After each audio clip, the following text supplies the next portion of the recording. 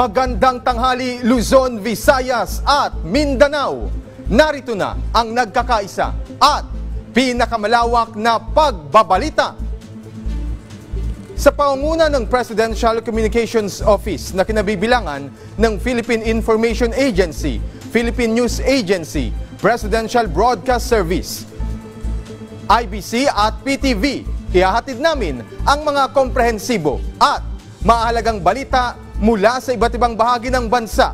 Mula sa PTV, ako si Alan Francisco. Ito ang Balitang Pambansa. Ngayong tanghali sa Balitang Pambansa, kasabay ng Rabies Awareness Month, PhilHealth ikinasa ang taas animal bite treatment package para sa kanilang mga miyembro. Kasalukuyang kaso ng rabies, patuloy na tinututukan. Sa gitna naman ng mainit na usapin sa territorial dispute, gobyerno, todo higpit sa depensa ng bansa, posibleng pagbuo ng visiting forces agreement sa France at iba pang bansa, pinag-uusapan na. House Impeachment Prosecution Panel, kinalampag ang Senado na maglabas ng summon para sagutin ni Vice President Sara Duterte ang articles of impeachment laban sa kanya. Sagot ng Senado, alamin. Good news naman sa mga motorista. Dahil sa daloy ng trapiko sa NLEX Marilao northbound, aasahang mas gagana. 4 na lane muling binuksan sa publiko matapos ang ginawang renovation. At holiday pay rules para sa mga naka-line up na regular at special non-working day ngayong Abril, ipinaalala ng Department of Labor and Employment.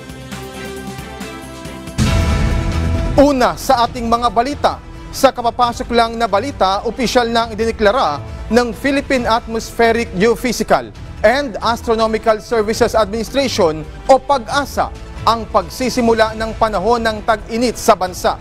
Ayon sa PAGASA, opisyal nang nagtapos ang amihan sa malaking bahagi ng Pilipinas hudyat ng pagsisimula ng tag-init.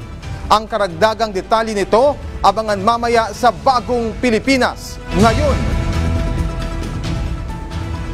samantala, good news dahil tinaas ng PhilHealth ang Animal Bite Treatment Package para sa mga miyembro nito. Ang update sa mga kaso ng rabies nitong mga nakalipas sa taon, alamin sa Balitang Pambansa ni Bien Manalo ng PTV Live. Bien. Alan, mahigpit ang paalala ng Department of Health sa publiko mula sa banta ng rabies, lalo na ngayong tag-inita. Halos dumoble kasi ang naitalang bilang ng kaso ng rabies simula yan 2020 hanggang 2024. Ang masaklap dyan, Alan, lahat ng mahigit 400 naitalang kaso ng rabies noong nakaraang taon ay pawang nasawi. Mula sa mahigit na 200 kaso ng rabies na naitala ng Health Department noong 2020, halos dumoble ang bilang na ito pagsapit ng 2024. Ang nakakalungkot dito, lahat ng kasong ito noong nakaraang taon ay pawang nauwi sa pagkamatay. 45% ng mga kasong naiulat noong nakaraang taon ay mula sa mga alagang hayop. 41% dito ay mula sa mga alagang hayop na walang bakuna. Pinakamaraming naitalang kaso ng rabies ay mula sa Central Luzon. Umabot sa higit 1,000 ang naiulat na nasawi dahil sa rabies mula 2020 hanggang 2024. Nakapagtala naman ang DOH ng higit 50 kaso ng pasyenteng nagkaroon ng rabies mula January 1 hanggang March 1 ng kasalukuyang taon. Mas mababa yan ng halos 40% sa 70 kaso na naiulat sa kaparehong panahon noong nakaraang taon.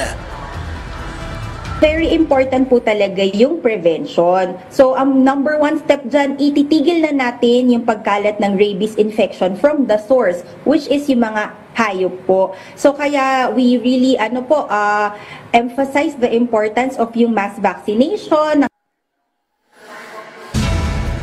Ang rabies ay isang nakamamatay na viral infection na nakaaapekto sa central nervous system ng tao. Nakukuha ito mula sa infected na hayop sa pamamagitan ng kagat, kalmot, laway na dumikit sa sugat o laway na pumasok sa bibig, mata at ilong.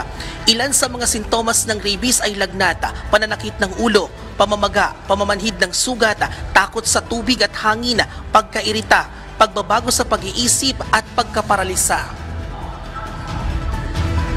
Panawagan ng kagawaran sa publiko na tiyaking bakunado ang mga alagang hayop taon-taon upang maiwasan ang impeksyong dulot ng rabies.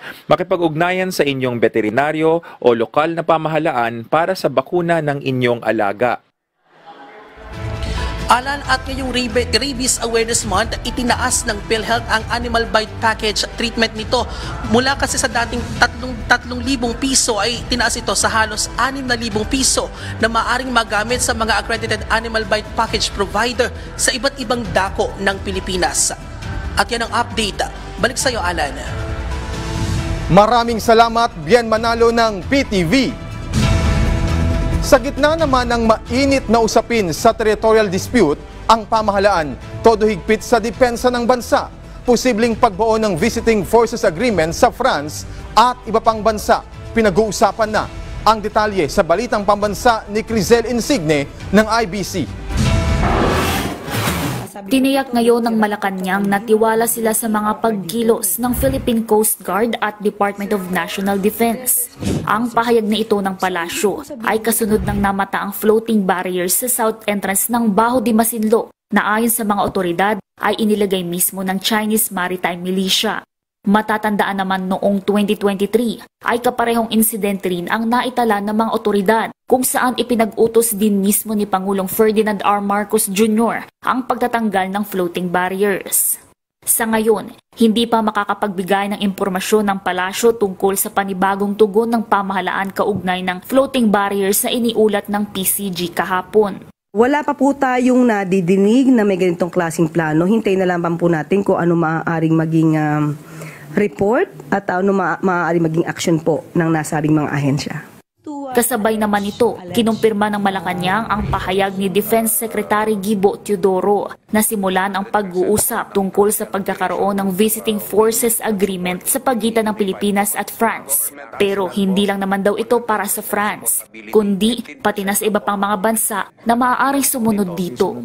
Naninindigan naman ng palasyo na may magandang dulot ito para sa Pilipinas. BFA could raise the level of compatibility in terms of or in relation to the operations of the armed forces of both countries. Siyempre po may exchange of ideas, exchange of skills, exchange of know-how tungkol sa military operation. Bukod dyan, ipinauubaya ng palasyo sa Department of Foreign Affairs at Department of National Defense ang iba pang impormasyon ukol dito. Mula sa IBC 13, Crizel Insigne para sa Balitang Pambansa. Naglabas ng holiday pay rules ang Department of Labor and Employment o DOLE para sa mga holiday ngayong darating na Abril. Si Jumalin Doctolero ng PIA National Capital Region sa Balitang Pambansa. Naglabas na ang Department of Labor and Employment ng pay rules upang maging gabay ng mga employers sa pagpapasahod sa kanilang mga empleyado para sa mga darating na holidays. April 1 o Eid al-Fitr, April 9 o Araw ng Kagitingan, April 17 at 18 na Huwebes Santo at Biyernes Santo na mga pawang regular holidays, at April 19 o Sabado de Gloria naman na isang special non-working day. Ayon sa Labor Advisory No. 4, Series of 2025 na pirmado ni DOLE Secretary Benvenido Leguesma, ang mga empleyadong magtatrabaho sa mga nabanggit na regular holidays ay tatanggap ng 200% ng kanilang arawang sahod para sa unang 8 oras. Samantalang overtime na lampas sa 8 oras ay babayaran ng karagdagang 30% ng kanilang hourly rate. Ang mga empleyadong hindi papasok sa mga regular holidays na ito ay tatanggap ng 100% ng kanilang sahod basta't sila ay pumasok o naka-paid leave sa araw bago ang naturang holiday. Para naman sa special non-working day na Sabado de Gloria o April 19, ang mga empleyadong hindi papasok ay hindi babayaran maliban kung may patakaran ng kumpanya gaya ng collective bargaining agreement. Ang mga empleyadong papasok sa Sabado de Gloria ay tatanggap ng dagdag na 30% ng kanilang basic wage para sa unang 8 oras ng trabaho. Ang overtime ay babayaran din ng dagdag na 30% ng kanilang hourly rate.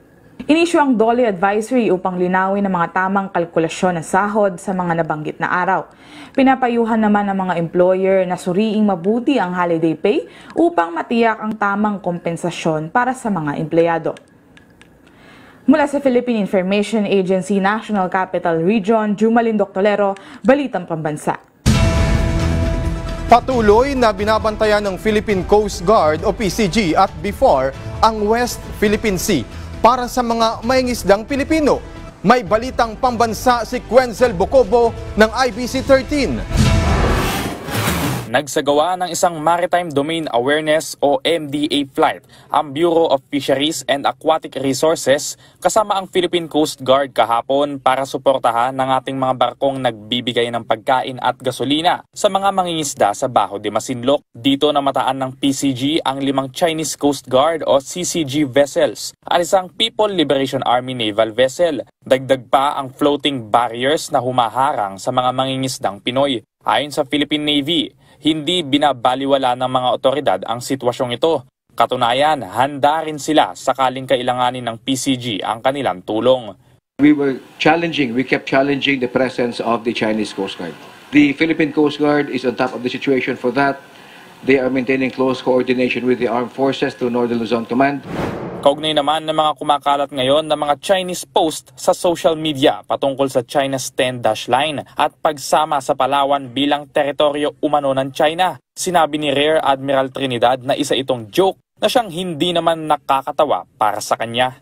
That is a big joke designed for entertainment purposes.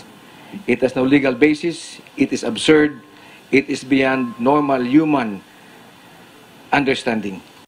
Naniniwala rin ang Rear Admiral na maraming maling impormasyon ang kumakalat online, lalo na patungkol sa West Philippine Sea. The information environment today is cluttered. There is a lot of misinformation, disinformation, and malinformation going around. If you look at the maritime domain, actions on the ground do not match the narratives being given out by the Chinese Communist Party. Dahil dito, nag-abiso ang Philippine Navy at Armed Forces of the Philippines na huwag basta-basta maniniwala sa mga mapapanood o mababasa online. Mula sa IBC 13, Quenzel Bocobo para sa Balitang Pambansa. Nabigyan na ng tulong pinansyal ang ikalawang batch ng mga Pilipinong nakauwi sa bansa matapos mabiktima ng human trafficking sa Myanmar. Si Gab Villegas ng PTV sa Balitang Pambansa. Nasa 176 na mga Pilipinong biktima ng human trafficking mula Myanmar ang dumating sa bansa kaninang umaga. Sakay ng Philippine Airlines Flight PR8502, lumapag sa Ninoy Aquino International Airport Terminal 1 ang mga nasagip na Pinoy. Personal na sinundo ng ilang opisyal ng pamahalaan ng mga repatriated Pinoy. Bawat isa sa kanila agad na nakatanggap ng tig 50,000 piso na tulong pinansyal mula sa Action Fund ng DMW at 10,000 piso mula naman sa OWA. Sila rin ay nirefer sa reintegration programs at upskilling training ng DMW sa pamamagitan ng TESDA para matulungan sila makapagsimula muli. Kahapon, nauna nang dumating sa bansa ang 30 Pilipinong biktima rin ng human trafficking sa nasabing bansa. Lahat ay tumanggap rin ng psychological services, financial at legal aid mula sa whole of government team na binubuo ng Department of Foreign Affairs, Department of Migrant Workers, Bureau of Immigration, Department of Social Welfare and Development, Department of Health, National Bureau of Investigation, Department of Justice at NAIA Task Force Against Trafficking. May paalala ang DFA at DMW para iwas biktima ng illegal recruitment. Huwag basta-basta maniwala sa mga job offers sa Thailand na walang kontrata, walang working visa. Bawal magtrabaho doon sa Thailand kung walang work visa. Huwag umalis ng walang work visa. Kailangan dumaan sa Licensed Recruitment Agency under the DMW. Dagdag pa ni Kakdak, kadalasan pang come-on ng illegal recruiter ang visa-free na iniaalok ng mga kapitbahay nating bansa sa ASEAN region. Nilinaw rin ng kalihim na tourist visa lang ang libreng ibinibigay ng mga ASEAN member states at hindi para magtrabaho overseas. Ayon pa sa kanya, indikasyon rin ng illegal recruitment ang minadaling proseso ng mga papeles, pure online transaction at ang paggamit ng backdoor exit. Narito naman ang mga hotline at website na maaaring bisitahin para sa anumang impormasyon para makaiwas na mabiktima ng illegal recruitment. Mula sa People's Television Network, Gabo Milde Villegas para sa Balitang Pambansa. Tiniyak ng National Food Authority, NFA, na hindi ito magbababa ng presyo sa pagbili ng palay ng mga magsasaka. At para makabili pa ng mas maraming palay, nakipagtulungan ng NFA sa mga kooperatiba at mga lokal na pamahalaan para madagdagan ang kanilang mga bodega. Si Zep Busongan ng Radyo Pilipinas sa Balitang Pambansa. Kung sa pondo lamang po, marami pa po tayong pondo dahil kakaumpisa pa lang po nating mamili ngayong taon na to. First harvesting this year, marami po tayong pondo. No? Yan ang tiniyak ni National Food Authority o NFA Administrator Larry Lacson sa gitna ng pagdagsa ng mga magsasaka sa mga buying station ng ahensya para magbenta ng kanilang palay. Paliwanag ni Lacson, normal lang na humaba ang pila dahil palapit na ang peak season. At para patuloy na matulungan ang mga magsasaka, mas mataas ang bili ng NFA sa palay nila kumpara sa mga trader at millers. Sa katunayan, nasa 24 pesos ang bili nila sa clean and dry habang 18 to 19 pesos naman sa mga bagong ani. Itinaas din ng NFA ang buying price nila sa 19 pesos sa regions 1, 2 at 3 na may mataas na produksyon. Naiintindihan namin at nauunawaan namin yung damdamin ng ating magsasaka ngayon. Kami man po, hindi namin gusto ang nangyayari ito, mababa ang presyo ng mga traders. Kaya po kami sa abot ng aming makakaya, hindi po kami nagbababa ng presyo, bagkus nagtataas pa dahil alam namin ang damdamin ng ating magsasaka. Bagamat napupuno ang mga bodega ng NFA dahil sa dami ng nagbebenta, nakikipag-ugnayan na ang ahensya sa mga kooperatiba at mga LGU para may mapaglagyan ng mga palay. Ang maagap na pagtugon ng NFA ay pagtalima sa direktiba ni Pangulong Ferdinand Marcos Jr. na huwag pababayaan ang mga Pilipinong magsasaka. Mula sa Radyo Pilipinas, Zef Busongan para sa Balitang Pambansa. Humigit kumulang 30 milyong pisong halaga ng inihinalang smuggled na asukal mula sa Vietnam ang nasamsam ng Department of Agriculture, Inspectorate and Enforcement at ng Bureau of Customs sa Subic Port. Ayon sa SRA, inilagay sa alert order ang dumating na 10,000 sako o katumbas yan ng 500 tonelada ng inihinalang smuggled na asukal matapos paginalaan ng mga otoridad na misdeclared ang kargamento, powdery white sweetener na may label na 88% sugar at 12% glucose ang idiniklarang laman ng mga nakumpiskang sako. Posible rin na ginagamit ito para sa reselling sa mas mababang halaga. Kung magpapatuloy ang ganitong gawain, maaaring makaapekto ito sa bentahan ng asukal sa merkado. Tuloy na o tukoy na ng SRA ang consignee ng kargamento.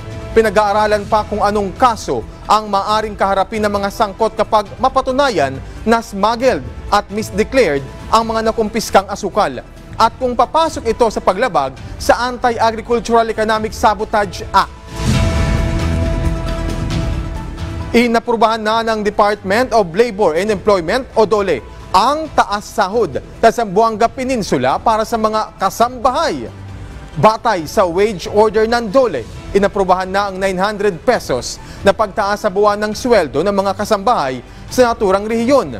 Dahil dito, magiging 5,500 na ang buwan ng sahod sa chartered cities at first-class municipalities habang 5,000 pesos sa iba pang munisipalidad. Ipinaliwanag naman ni Senate President Chis Escudero na mga Pilipino ang nagsampa ng kaso laban kay dating Pangulong Rodrigo Duterte sa ICC, kung kaya ang ICC ang may jurisdiksyon sa kaso ng dating Pangulo at hindi ang lokal na korte. Si Daniel Manalastas ng PTV sa Balitang Pambansa. Daniel. Yes, Alan, naniniwala nga si Senate President Chis Escudero na hindi na kompromiso ang soberanya ng Pilipinas sa pagkakaaresto. Kaya dating Pangulong Rodrigo Duterte na kalaunan ay nadala na sa kustudiya ng International Criminal Court. Sa pagharap sa isang pulong balitaan, binigyan din ni Escudero na mga Pilipino naman nagsampa ng kaso sa ICC. Kung kukumpara raw ang kaso nito kay dating Congressman Arnolfo Teves, may kaso raw si Teves sa bansa na nais ng gobyerno na mapaharap dito sa ating bansa. Kumpara daw kay Duterte na walang pending umano na kaso. Pinili raw ng mga pamilya ng mga umano'y biktima ng extrajudicial killings ang ICC bilang venue para makamit ang hustisya. Kaya wala raw nakitang pag-agaw sa jurisdiksyon ng Korte sa Pilipinas ang senador. Narito ang kanyang pahayag. Hindi. Una, mga Pilipino ang nagsampa ng kaso sa ICC, hindi mga dayuhan. Pilipino rin ang nagdesisyon. Sabi nga ni Secretary Remulla, hindi ba, na gawin ito. wala namang dayuhang nang himasok doon. Wala namang pending na kaso dito laban kay dating Pangulong Duterte para sabihin mong tinanggalan natin ng jurisdiction yung Pilipinong huwes na magpasya sa kasong ito at pinasa natin sa dayuhan dahil nga walang pending case. Yan muna ang pinakahuling update mula rito sa Senado. Balik sa iyo, Alan.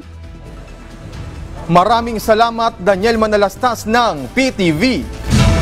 Samantala, nagkaroon ng Memorandum of Understanding sa pagitan ng Sugar Regulatory Administration, SRA, at University of Tokyo sa Japan na layong magpalitan ng kaalaman sa pagpapalago ng sugarcane production. May balitang pambansa si Vel Custodio ng PTV.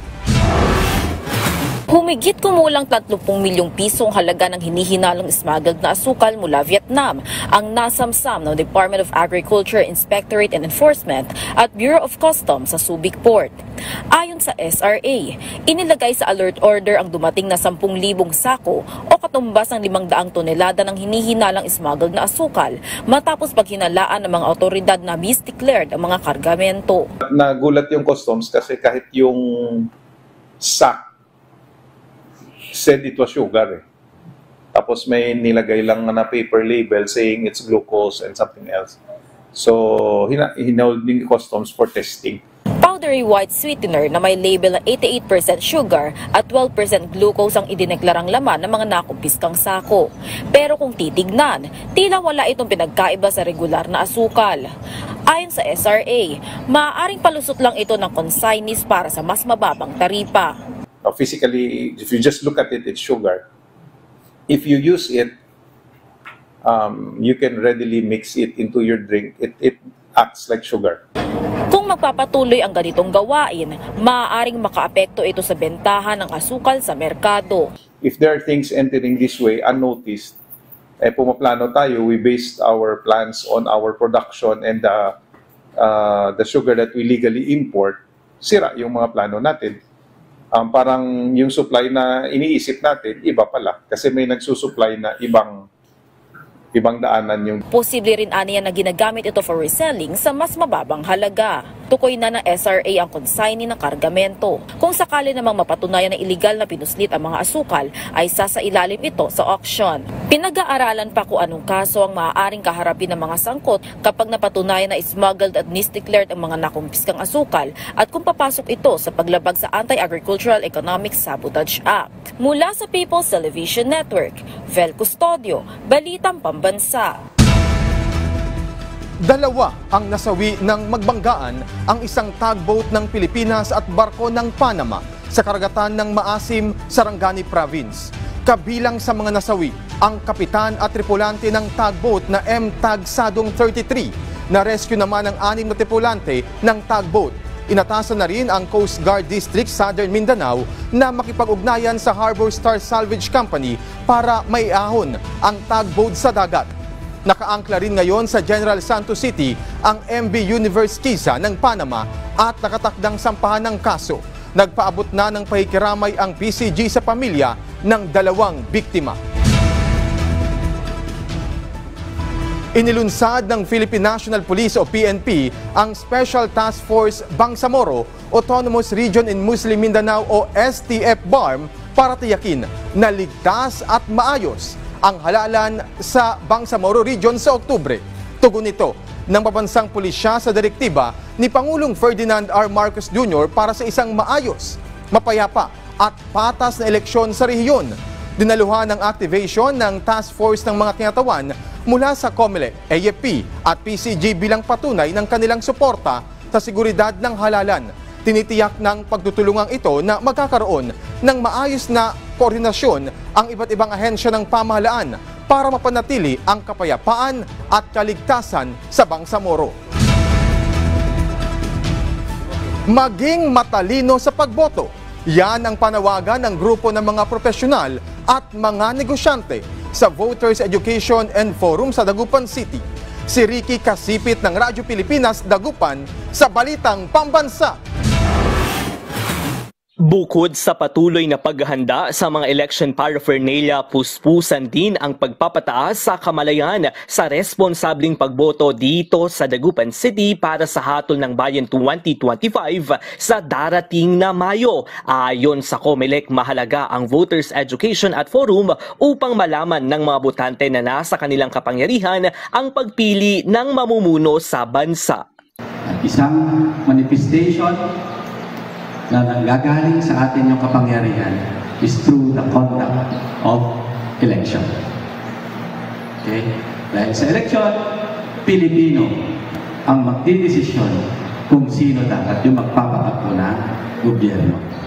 Katuwang ng COMELEC sa naturang aktibidad ang Parish Pastoral Council for Responsible Voting kung saan lumahok din dito ang mga profesional at negosyante sa Dagupan City. Binigyang diin sa forum na maging mapanuri at tapat sa pagpili ng boto, gayon din ang pagkonsidera sa moral values ng pipiliing kandidato. Hindi naman tayo nagkukulang sa paggabay sa ating mga botante, no? Yung mga binibigay natin yung mga batayan na para kung paano bumoto ng isang karapat-dapat na kandidato. At hanggang ngayon, no? Malapit na yung May 12, pero pinapanalangin talaga natin na maayos yung magaganap na eleksyon. Ibinahagi rin sa mga lumahok ang mga feature ng gagamiting automated counting machine sa halalan kasabay ng panawagang huwag ibenta ang boto para sa kinabukasan ng bansa. Mula sa Radyo Pilipinas Dagupan, Ricky Kasipit para sa Balitang Pambansa. Inaasahang ipagpapatuloy ng Alyansa para sa Bagong Pilipinas ang kanilang mga campaign rally sa susunod na buwan. Kahapon, kinumpirma kasi ni Alyansa Campaign Manager at Navota City Representative Toby Tiangco na hindi tuloy ang kanilang scheduled rallies sa loob ng linggong ito. Paliwanag niya, naimbitahan kasi ang ilan nilang kandidato na dumalo sa mga local proclamation rally na naisa na nilang puntahan.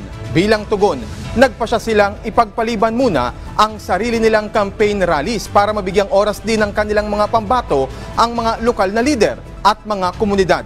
Sa isang panayam, sinigundahan din ito ni Alyansa candidate Erwin Tulfo at tiniyak din niya na walang dapat ipag-alala ang kanilang mga taga-suporta at inaasahang sa Abril, sunod-sunod na ulit ang kanilang campaign rallies. Wala naman, yung na-postpone lang dahil nga doon sa proclamation rally ng mga LGUs na kailangan suportahan din. Kung kailangan namin na suporta, kailangan namin babaan yun. At saka iba-iba kagaya ako, Quezon City, Metro Manila. So dito sa Metro Manila, sila Senador Bong Revilla, doon sila sa Cavite, expected yun. Yung mga iba pa mga candidates, so sa iba-iba mga lalawigan. Naghandog ng libreng entrance sa Tandang Sora Women's Museum ang Quezon City Government para sa pagdiriwang ng National Women's Month. May balitang pambansa si Jana Pineda ng Philippine Information Agency, NCR. Inaanyayahan ng Quezon City Government ang publiko na bisitahin ang Tandang Sora Women's Museum sa Barangay Tandang Sora na naghahandog ng libreng entrance ngayong ipinagdiriwang ang buwan ng kababaihan. Tampok sa museong ito ang mga natatanging kontribusyon ng mga kababaihan sa kasaysayan na naging instrumento sa paggamit ng kalayaan ng bansa at iba't ibang likhang sining na sumasalamin sa mayamang kultura at tradisyon ng mga Pilipino. Ipinangalan ng museong ito sa tinaguriang ina ng katipunan at himagsikan na si Melchora Aquino o mas kilala bilang Tandang Sora. Because Tandang Sora is really a role model for all of us, young and old, no? Kasi biruin mo 84 years old, no? Tapos with her katapangan, mapagbigay sa kapwa. I mean, yun ang mga traits na pagmahal, no? Yun ang mga traits na kailangan natin, no? So that also inspired the concept of the museum, yung virtues ni Tandang Sora. Tsaka open sa mga tao, sa community. Ang Tandang Sora Women's Museum ay itinuturing na kauna-unahang women's museum sa bansa na naitayo sa pagtutulungan ng iba't ibang organisasyon ng mga kababaihan. Samantala, mananatiling libre ang entrance sa Tandang Sora Women's Museum para sa mga residente ng Quezon City, persons with disabilities at senior citizens. Ngayong buwan ng kababaihan, ang pagbisita sa Tandang Sora Women's Museum ay nagsisilbing pagpupugay sa iba't ibang kwento ng kababaihan sa likod ng mayaman na kasaysayan ng bansa. Mula sa Philippine Information Agency National Capital Region, Jana Pineda, Balitang Pambansa. At diyan po nagtatapos ang 30 minutong ulat sa bawat sulok ng bansa. Samahan nyo kaming muli mamayang alas 6 ng gabi para sa updated at pinalakas pang balitaan. Mula sa PTV, ako si Alan Francisco. Hatid sa inyo ang komprehensibong paghimay sa mahalagang usapin dito lang sa Balitang Pambansa.